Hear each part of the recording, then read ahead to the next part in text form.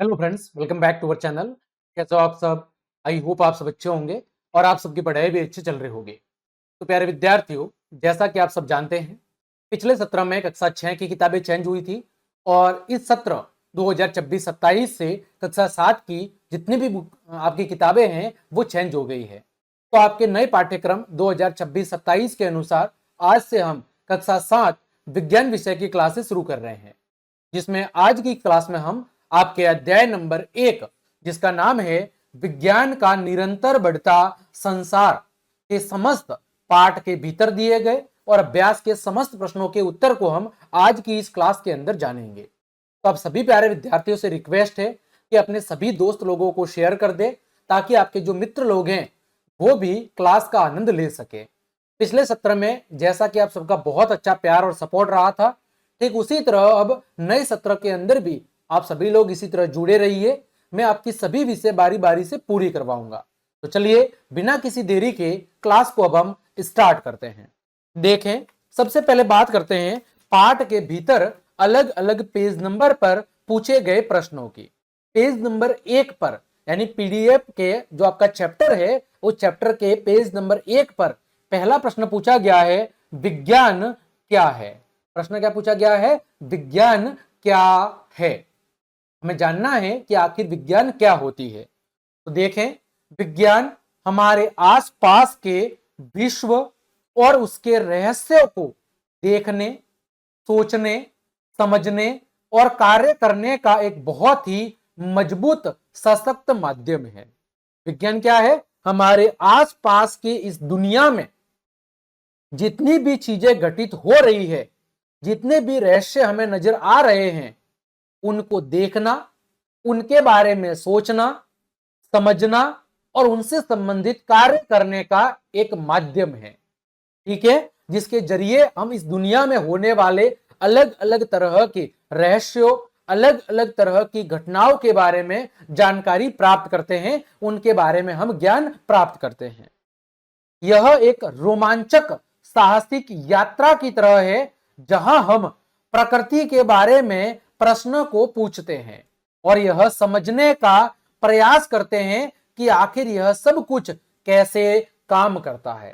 यानी विज्ञान के अंदर हम प्रकृति के बारे में प्रश्न पूछते हैं।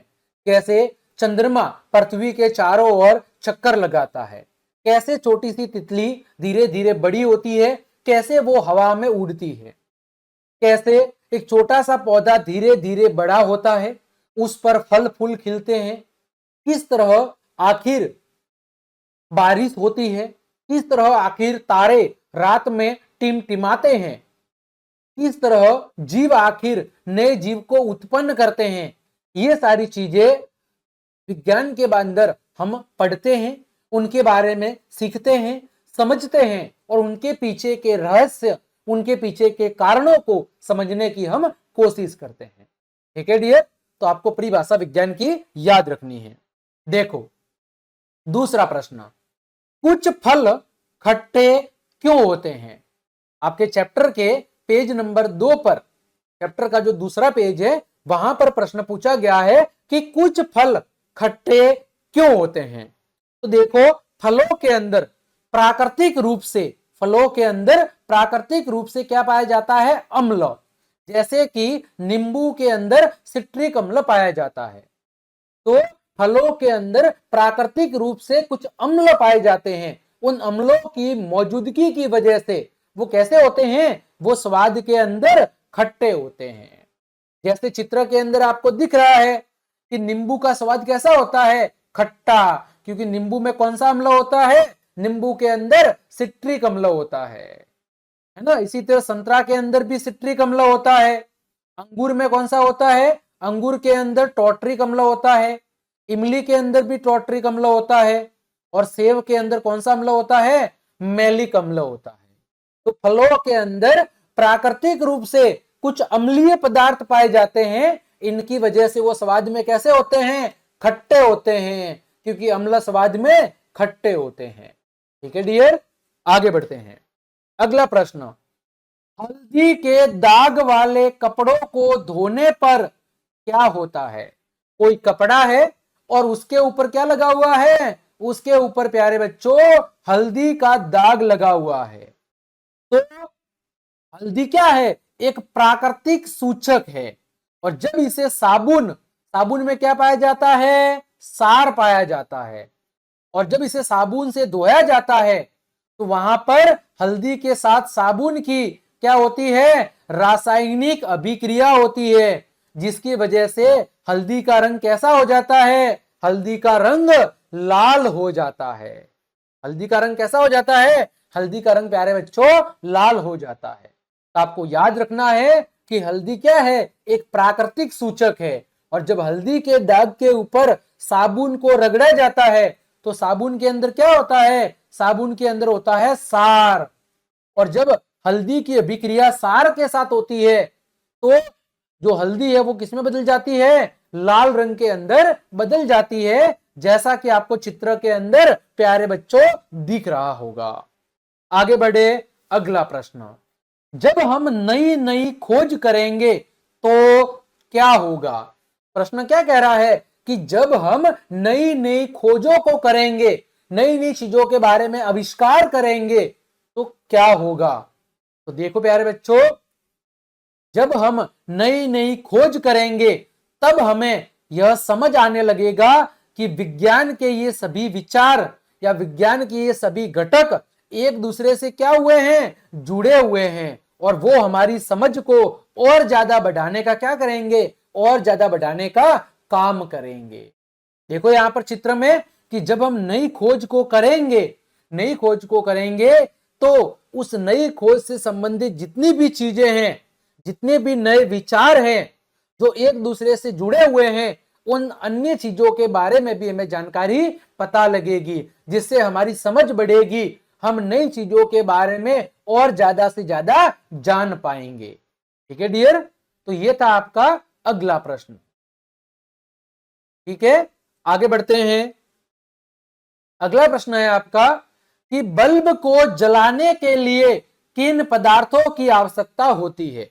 यदि आपको बल्ब को जलाना है तो क्या क्या चाहिए? बल्ब को जलाने के लिए एक विद्युत स्रोत यानी बैटरी या सेल चाहिए, फिर संयोजित तार, सभी उपकरणों को जोड़ने के लिए तार चाहिए, और एक बंद विद्युत परिपथ की क्या पड़ती है? जरूरत पड़ती है। चित्र के अंदर दिख रहा है, देखो यहां पर ये बैटरी या सेल है, फिर ये आपका संयोजी तार है, यहां पर एक स्विच है, यहां पर एक विद्युत बल्ब है, यहां पर एक बंद परिपथ है और एक चालक तार है। ये सारी चीजें हमें चाहिए यदि हमें बल्ब को जलाना है। तो देखो मैंने प्रत्येक उत्तर के साथ में चित्र को भी जोड़ा है ताकि आप चीजों को बहुत अच्छे से समझ पाओ, है ना डियर? तो उम्मीद करता हूं आपको चीजें अच्छे समझ में आ रही होगी। तो आपको क्या करना है? अपने सभी दोस्त लोगों को शेयर करना है और गोविंद लेक्चर्स चैनल के बारे में बताना भी है। अगला प्रश्न, पौधों को वृद्धि के लिए भोजन कहां से मिलता है और क्या वे श्वास लेते हैं? दो प्रश्न हैं। एक तो पौधों को वृद्धि और विकास के लिए भोजन कहां से मिलता है और क्या वे श्वास लेते हैं? दो प्रश्न हैं। तो देखो प्यारे बच्चों, पौधे प्रकाश संश्लेषण की क्रिया के द्वारा अपना भोजन खुद बनाते हैं। पेड़ पौधे प्रकाश संश्लेषण की क्रिया के द्वारा अपना भोजन खुद बनाते हैं। और वे श्वास कैसे लेते हैं? तो हम कहेंगे कि हाँ, पेड़ पौधे श्वास लेते हैं। किसके जरिए? वे अपनी पत्तियों में मौजूद छोटे छोटे जो छिद्र होते हैं, जिन्हें हम रंध्र अथवा स्टोमेटा कहते हैं। क्या कहते हैं? रंध्र अथवा स्टोमेटा कहते हैं। उनके माध्यम से पेड़ पौधे क्या करते हैं? श्वास लेते हैं। तो यहां पर देखो प्रकाश संश्लेषण की पूरी घटना यहां पर समझाई गई है कि प्रकाश संश्लेषण के अंदर पेड़ पौधे क्या करते हैं? सूर्य से तो सूर्य का प्रकाश लेते हैं, और जड़ों से क्या लेते हैं? जड़ों से वो जल और पोषक तत्व लेते हैं। वायुमंडल से ऑक्सीजन ग्रहण करते हैं। और पत्तियों में क्या मौजूद होता है? क्लोरोप्लास्ट, हरित लवक, जिसकी मदद से वो क्या करते हैं? अपना भोजन खुद बनाते हैं। उसे क्या कहेंगे? प्रकाश संश्लेषण। और पेड़ पौधों की पत्तियों के अंदर क्या पाए जाते हैं? छोटे छोटे रंध्र पाए जाते हैं। उन रंध्रों को कहते हैं स्टोमेटा, जिनकी मदद से क्या करते हैं? वो जिनकी मदद से वो CO2 को तो अंदर ग्रहण करते हैं और प्रकाश संश्लेषण की क्रिया में ऑक्सीजन को वो बाहर निकालते हैं। ठीक है डियर, आगे बढ़े हम। पुराने समय में समय को कैसे मापा जाता था? तो आपने देखा होगा कि घड़ियों का आविष्कार होने से पहले जो हमारे नाना नानी दादा दादी जो बुजुर्ग लोग हुआ करते थे, वो सूर्य की स्थिति और बनने वाली परछाई को देखकर क्या करते थे? समय का अनुमान लगाया करते थे। पुराने समय में जब घड़ियां नहीं हुआ करती थी, उससे पहले सूरज की स्थिति और सूरज की स्थिति से बनने वाली जो किसी चीज की परछाई होती थी, उसको देखकर वो समय का अंदाजा लगाया करते थे। ठीक है डियर, अगला प्रश्न, इस पुस्तक की सहायता से हम क्या खोजेंगे?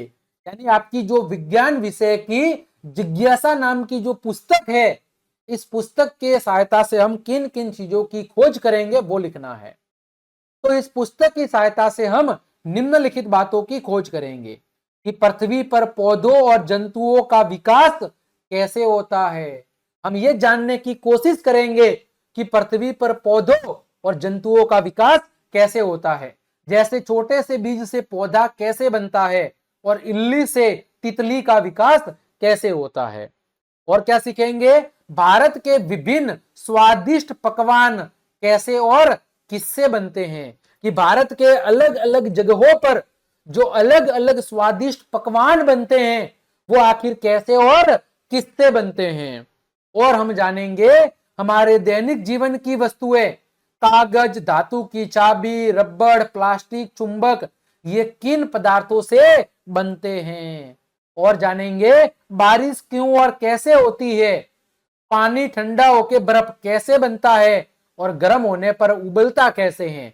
इन सभी चीजों के बारे में जानेंगे। फिर तापमान यानी गर्म और ठंडा ये कैसे होता है, इसको समझेंगे। फिर समझेंगे सूर्य, चंद्रमा और तारों से जुड़े हुए रहस्यों के बारे में भी हम जानेंगे। तो आपके इस पुस्तक की सहायता से जैसे जैसे आगे हम पढ़ाई करते जाएंगे, वैसे वैसे हम कई अलग अलग तरह की हजारों चीजों के बारे में जानते हुए चलेंगे।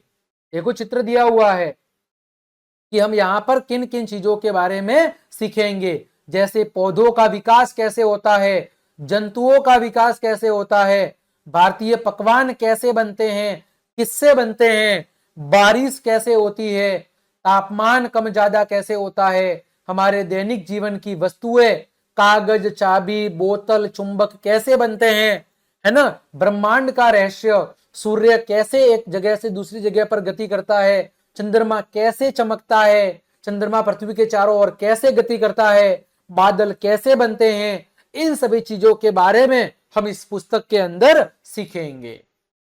आगे बात करें, मान लीजिए आपकी कलम ने लिखना बंद कर दिया है, आपकी पेन ने चलते चलते लिखना बंद कर दिया है, तो फिर आप क्या करेंगे? तो देखो प्यारे बच्चों, सबसे पहले हम ये अनुमान लगाएंगे कि कलम के अंदर स्याही समाप्त हो गई है कि नहीं। तो पहला प्रश्न क्या है? अवलोकन और प्रश्न, कि मेरी कलम है वो क्यों नहीं चल रही है। फिर आगे हम क्या करेंगे? परिकल्पना करेंगे, अनुमान लगाएंगे कि क्या पेन की स्याही खत्म हो गई है कि नहीं हो गई है। फिर क्या करेंगे? हम पेन को खोल के रिफिल की जांच करेंगे कि क्या रिफिल के अंदर स्याही भरी हुई है या नहीं भरी हुई है। फिर हम चेक करेंगे यदि स्याही है, स्याही तो है, खत्म नहीं हुई है, यदि स्याही है और खत्म नहीं हुई है तो हम देखेंगे कि क्या स्याही सूख गई है, और फिर उसे चलाने की क्या करेंगे? हम कोशिश करेंगे। यदि स्याही है तो क्या नोक पर वो सूख गई है कि नहीं सूख गई है। फिर आगे देखेंगे कि उसे हम क्या करेंगे? उस रिफिल को हम चलाने की कोशिश करेंगे, और लास्ट में निष्कर्ष कि हमारी समस्या है वो सुलझ गई कि नहीं सुलझ गई है। तो ये जो समस्या सुलझाने का पूरा तरीका है उसे क्या कहेंगे? हम वैज्ञानिक विधि कहेंगे। क्या कहेंगे? वैज्ञानिक विधि कहेंगे। ठीक है डियर, अगला, हम स्वयं अपने प्रश्नों के उत्तर ढूंढने का प्रयास कैसे कर सकते हैं? हम स्वयं खुद अपने प्रश्नों या अपनी समस्या का समाधान ढूंढने की कोशिश कैसे कर सकते हैं? तो कैसे कर सकते हैं? वैज्ञानिक विधि के जरिए। सबसे पहले क्या करेंगे? अवलोकन। जो समझ नहीं आता उसका अवलोकन करेंगे, उसको ध्यान से देखेंगे। दूसरा स्टेप, प्रश्न पूछना, जिज्ञासा, कि आखिर वो चीज क्यों हो रही है, कैसे हो रही है और क्या उसके पीछे कारण है। फिर क्या करेंगे? हम संभावित उत्तर का अनुमान, परिकल्पना करेंगे, है ना, कि पौधे को जैसे पानी की कमी है तो वो पौधे को पानी की कमी क्यों है, उसके बारे में हम अनुमान लगाएंगे। फिर क्या करेंगे?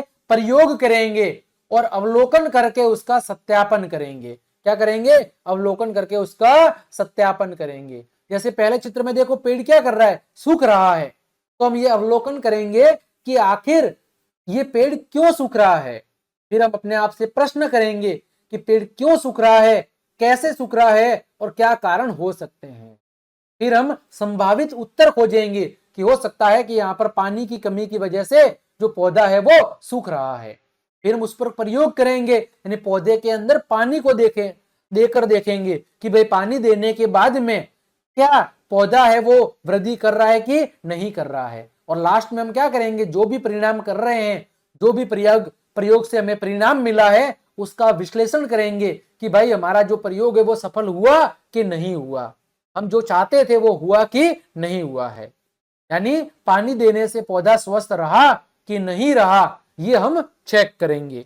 तो देखो वही चीज यहां पर लिखेंगे कि वैज्ञानिक विधि का पालन करेंगे।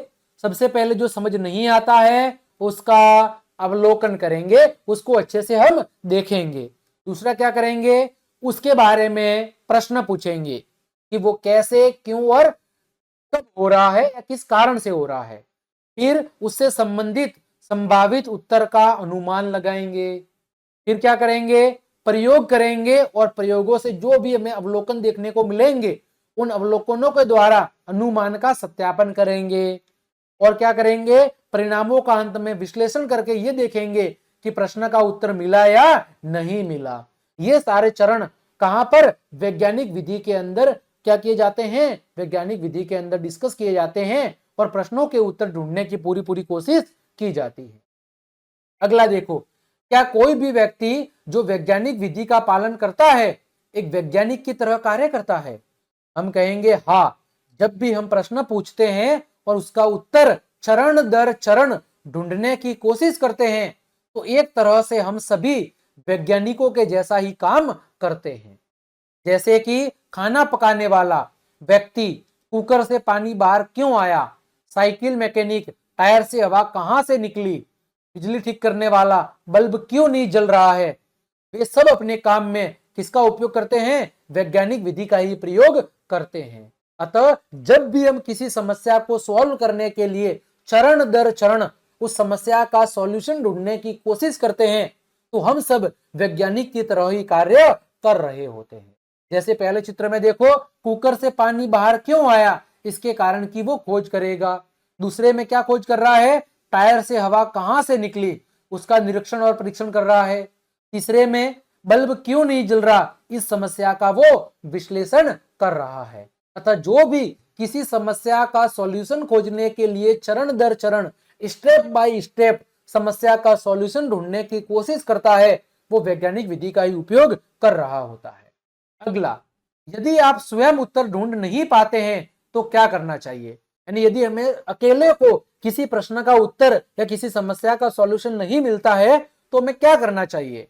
तो यदि आप किसी प्रश्न का उत्तर अकेले नहीं खोज पाते हैं तो आपको अपने मित्रों से निसंकोच सहायता मांगनी चाहिए।